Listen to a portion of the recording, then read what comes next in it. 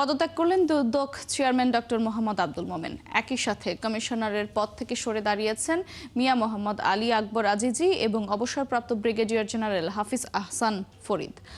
দুপুরে মন্ত্রিপরিষদ বিভাগে পদত্যাগপত্র জমা দিয়েছেন তারা। পরে নিজ কার্যালয়ে এসে সাংবাদিকদের দুদক চেয়ারম্যান জানান, কোনো চাপে নয়, নতুন সরকারের প্রত্যাশা পূরণে সুযোগ করে দিতেই সরে দাঁড়ালেন তারা।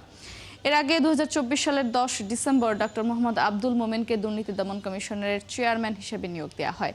চেয়ারম্যানের পাশাপাশি দুদকের 2 কমিশনারকেও একই সময়ে নিয়োগ দেওয়া হয়।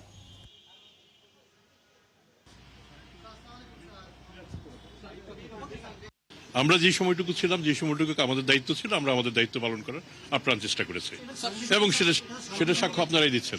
আমার মনে হয় আমাদের এইভাবে দেখতে হবে ব্যাপারটা। চলেন আমরা সেভাবে কেন চিন্তা করি। একটা নতুন সরকারের প্রত্যাশা থাকতেই তো পারে এবং আমাদেরও তো একটা অনুভূতি থাকতে পারে। আমরা অনুভব করেছি যে এখন আমাদের চেয়ে অধিকতর যোগ্য লোকের কাজ করা প্রয়োজন। অনেক ধন্যবাদ, অনেক ধন্যবাদ।